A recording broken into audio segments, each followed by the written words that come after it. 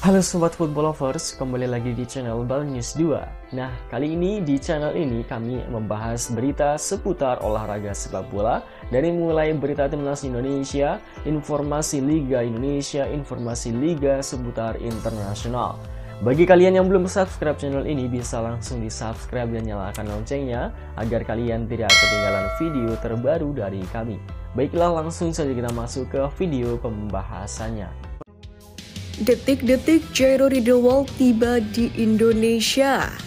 Kapten Arab Saudi alami patah kaki. Pemain yang berpotensi dicoret Sintayong untuk menghadapi Bahrain dan Cina. Simak informasi selengkapnya sebagai berikut.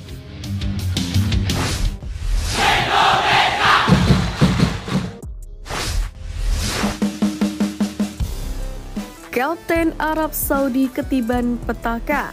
Skuad Garuda dapat kabar baik.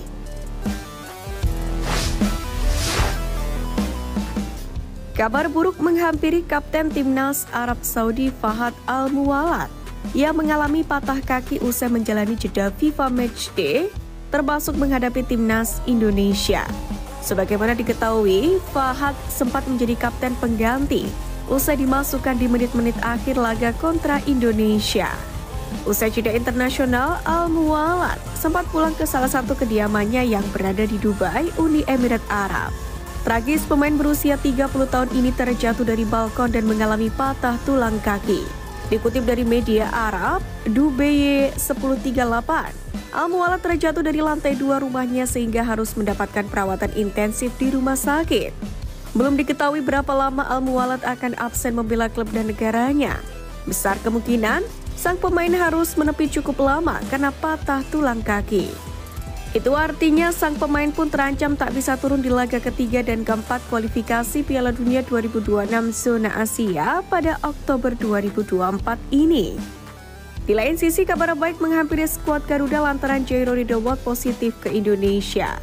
Hal itu dibocorkan oleh YouTuber Yusa Nugraha lewat video di kanal pribadinya. Beberapa hari yang lalu, teman saya dari Belanda juga ada podcast, Denny Lar. Saat satu nama yang dia sebutkan potensial membela timnas Indonesia adalah Jairo Ridowol, kata Yusa di kanal YouTube-nya. Namun, Yusa tidak membeberkan lebih lanjut percakapannya dengan Lar. Yang pasti, sang rekan mengatakan proses untuk mengurus naturalisasi tengah berlangsung. Jika benar, maka kedatangan Ridowol akan menjadi kabar baik. Sebab sang pemain dikenal serba bisa dan mampu diturunkan di beberapa posisi sekaligus. Pengalamannya pun akan menambah kekuatan tim Merah Putih yang akan menghadapi laga berat kontra Jepang di bulan November mendatang.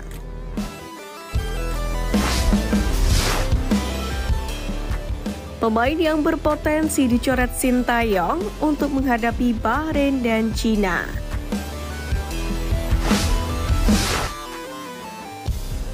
Pertama, Nadeo Argawinata. Nadeo Argawinata kemungkinan akan menjadi nama pertama yang dicoret oleh Sintayong. Apalagi performa Martin Pas ketika Indonesia menahan imbang Arab Saudi dan Australia terbilang sangat mengagumkan.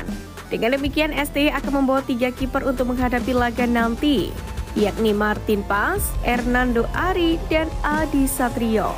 Terlebih, Nadeo baru saja terlibat kontroversi lantaran tidak respect di laga Borneo FC kontra PSS Sleman beberapa hari yang lalu. Sintayong sendiri diketahui tidak suka pemain yang kerap terlibat masalah indisiplinan. Kedua, Muhammad Ferrari.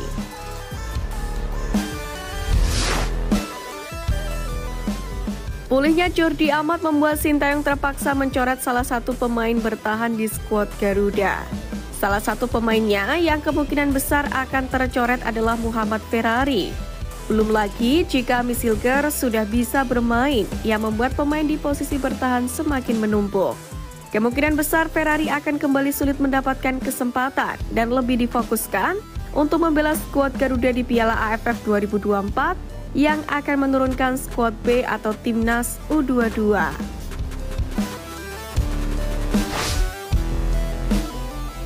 Ketiga, Hoki Caraka.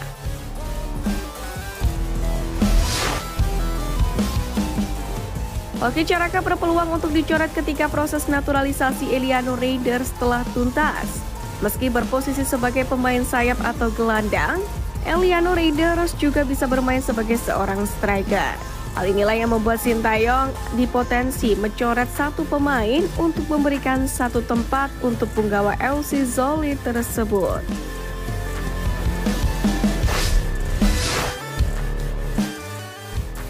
Ragnar Oratmangun sejajar dengan Son, timnas jadi sorotan dunia.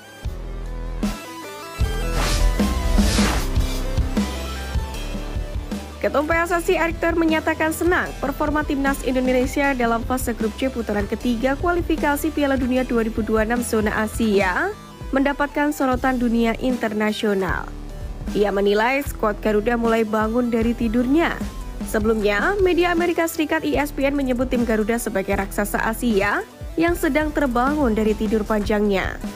Sebutan itu setelah tim asuhan Sintayong bermain imbang dengan timnas Arab 1-1 dan Australia 0-0. Erick Thohir kemudian menegaskan berbagai capaian Garuda berkat kerja keras seluruh elemen tim. Ia pun menyambut baik dengan adanya pujian dari dunia internasional, tetapi tidak membuat besar kepala. Menariknya, mantan Presiden Inter Milan itu pun menyadari kehadiran pemain naturalisasi yang mengangkat skuad Garuda saat ini menimbulkan pro dan kontra. Namun hal itu tidak akan mengganggu fokusnya untuk terus membuat timnas Indonesia agar semakin tangguh. Hal itu terbukti ketika Ragnar Oratmangun semakin menunjukkan kelasnya di kancah sepak bola Asia. Bahkan dia disejajarkan dengan bintang Liga Inggris Son Heung-min. Ragnar Oratmangun masuk ke jajaran pencetak gol terbaik di kualifikasi Piala Dunia 2026 versi AFC. AFC dalam pengumuman resminya memuji gol Ragnar sebagai gol yang tidak hanya indah, namun juga syarat akan makna sejarah bagi sepak bola Indonesia. Gol Ragnar Oratmangun ke gawang Arab Saudi tersebut menjadi bukti nyata bahwa timnas Indonesia mampu bersaing dengan negara tim-tim kuat di Asia. Namun Ragnar pun harus bersaing ketat dengan sejumlah pemain bintang Asia lainnya seperti Son Heung-min dari Korea Selatan dan Takumi Minamino dari Jepang untuk meraih gelar pencetak gol terbaik. Pemenang akhir dari nominasi ini akan ditentukan melalui voting terbuka yang akan melibatkan para penggemar sepak bola di seluruh Asia.